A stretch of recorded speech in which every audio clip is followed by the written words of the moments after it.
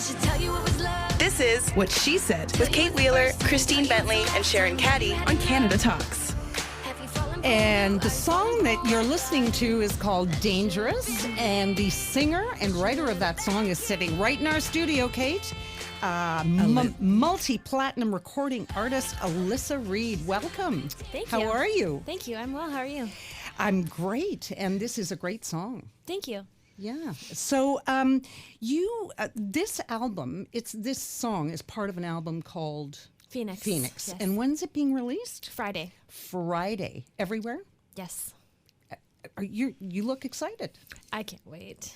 You spend so much time working on something, and then you anticipate this day. Now, I think what we need to tell listeners is what's different about this, because you are actually, I didn't know this, but you're renowned as a songwriter. You write hits for everybody under the sun. But this album is a little different. It's a little stripped down. Yeah. So this is an acoustic album, which is very different from the normally very big production tracks that I've released. I'm very excited for it. I have written a lot for other artists, and I've decided to put together an album of songs that I've not only written for myself, but for those artists. So some of them have already been pre-released with those other artists. They're all different genres of songs, and I'm excited to share the original process of how they were written and kind of what I interpreted from them as I was writing them. And you know, as people take the songs, they put their own spin on them and their own touch on them. So I think it will be cool to hear them in a different way. So who have you written for? I've written a lot for Mia Martina, Autumn Hill, Andrew Hyatt. I did some writing with Kelly Clarkson, which was obscene. Like, it was I can't even believe I did that. It was the craziest experience of my life. Why crazy? Is she crazy, or are you crazy together? It was you two? It's just. You were just in awe? It was intense and so cool, and there was so much going on, and it was just such a amazing thing to be a part of, but so different. It was a very different situation than what I've been doing the past couple of years. It must be pretty sort of electric when you get two highly creative people where ideas are flowing, and that's what we hear from songwriters who we talk to quite often about the different processes, the riding in a car, or, you know, it's not just a breakup. It's things happening, and then suddenly they get on a flow, and they're on a tour bus, and I think somebody was in here saying they wrote 3/4 of an album on a tour bus. For sure. Just things kept coming. But when then you get together with another person who is wired the same way, and then you go back and forth, Absolutely. Must be really something. It's really magical when that happens. I mean, like any process, sometimes it works, sometimes it doesn't, especially when everyone has their own way that they're comfortable doing things. So I know a lot of people have different writing processes. And what's yours? I tend to write at 3:00 in the morning. Oh, that's after a good like time. a very sleepless night. That's when Kate writes. Yeah, I try not to hit send on the email, though. I've learned that lesson the hard way, because most people don't turn off their phones, apparently. But this music has been. I feel like there's wine involved in this story. No, generally just stress, actually. So this has been. You wrote your first song at 7. I hope you weren't up at 3 a.m. when you were writing those songs. I was. I was were? watching Ants in My Pants. It really sparked the emotion. So this is your whole life is music. Absolutely. So when you think back to 7, what was it that made you want to write the song? And was it music or lyrics? I've always been very focused on the lyrics. I started off writing poetry before I was writing songs. So my focus has always been the storytelling and expressing myself through words. So I remember that a specific song that I wrote when I was 7, and hearing it doesn't make sense. It's not a great song. but it's very deep and very emotional. And I remember that what sparked that song was getting grounded. But well, you would have thought it was about the world ending or like a massive But the world was ending. You were grounded. Absolutely. The world was over. It was devastating. Yeah. That's almost as bad as taking away a teenager's phone. Yeah. I mean, whatever sparks the emotion. So, I've never written a song, but do you feel a sense of that it's your baby? And even though you've written it for somebody else, and you've obviously allowed them access, do you ever feel kind of like, that's mine?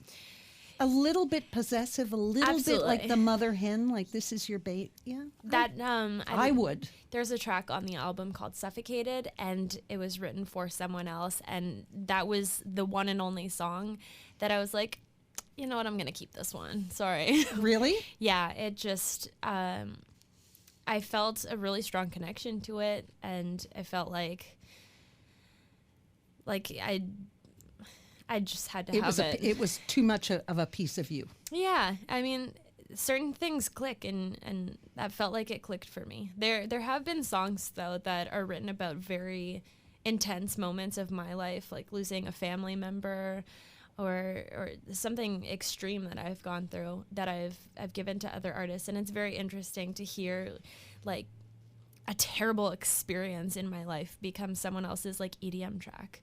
And you're like, okay. Yeah, that's all. But yeah. You were on the first season of YTV's The Next Star. You were what, 15? Yeah, I think 14 or 15. And how was that? It was an interesting experience. If you would ask me to do it again, I would probably be like, no. It's honestly, it wasn't a great experience for me, to be completely honest with you. One thing that I didn't really realize is that at the end of the day, no matter how much a television show is positioned as a show about vocal performance, at the end of the day, it's a television show, and that always comes first. I went through some experiences on that show that were very discouraging. And as in what?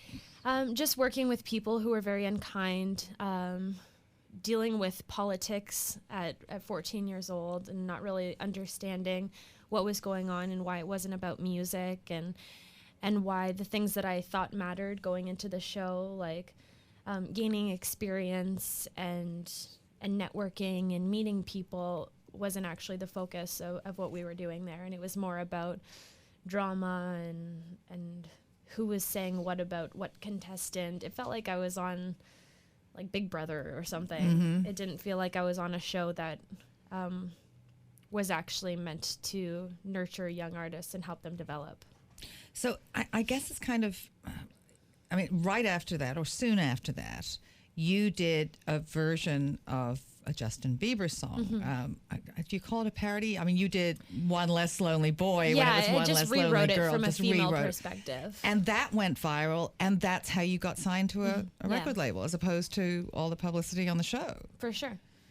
So, but you're doing somebody else's song, and then you end up writing, so it's all kind of, the world comes around in a circle. I mean, I've done a million things in my life to try and get where I wanted to be. I started singing at a very young age. I did a million contests, and being young, you always think like, this is the time, like this is gonna be the show that someone sees me and they're like, I'm gonna work with her. And a lot of people thought that I was very young and I wasn't ready, and that was fine. They were 100% right. But it's hard to understand that as a kid, and I feel like things happened the way that they were supposed to happen, and I'm very grateful for that. So what happened when you got the call from Wax Records? I was in disbelief. First of all, they offered me a record deal on April Fool's Day. So I was like, good one, Mom. You had something to do with this. I know you did. Did you really think so? I did not believe it. I was sitting there I was signing the contract, and I was like, okay, guys, you got me. And I had no idea. Like, I had started working with them, and we were talking for a little bit and writing together and just seeing if the chemistry was good and if it was a good fit for both of us. And they offered me a record deal, and I was just like, okay, whatever, sure, April Fools, haha, joke's on me. and they were amazing, and it worked. It wasn't a prank, which was awesome, and it's been a wonderful journey.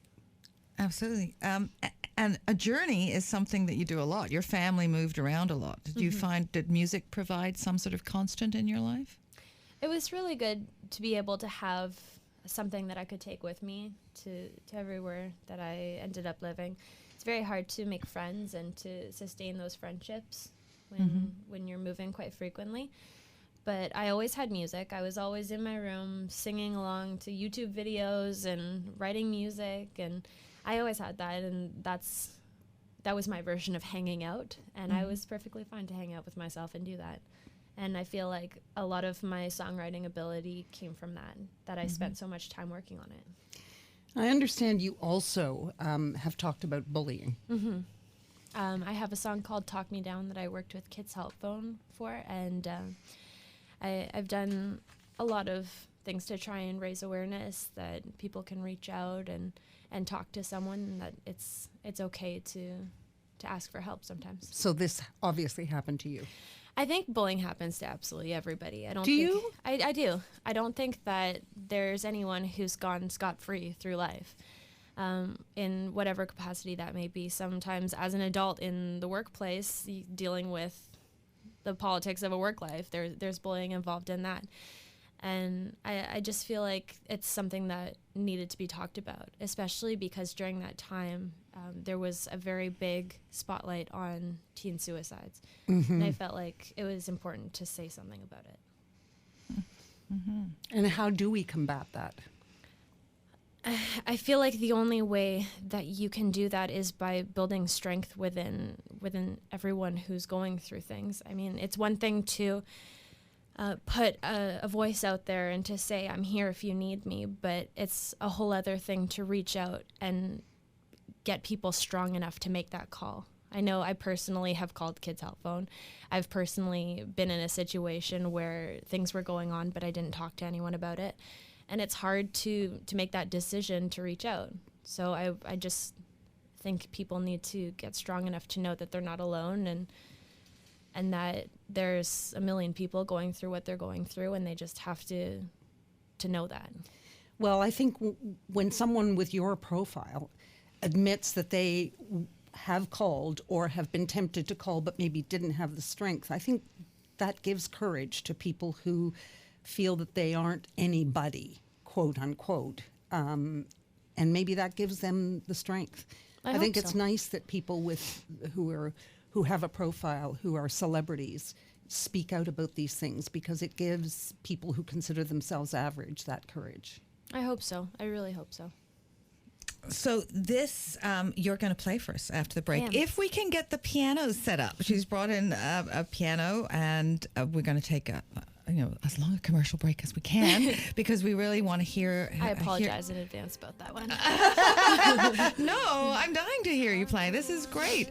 So stay with us. Alyssa Reed will be playing. What will you be playing for? Something from Phoenix, I assume? Yeah, I'll be playing a song called Tomorrow. All right, so stay with us here on SiriusXM, What She Said, and we'll be back hopefully with a set-up piano. Come on in, Sam. We need you. Let's go. Let's get this going. Right after the break. Stay with us. We fall in between the cracks, living life like it's just a game of blackjack.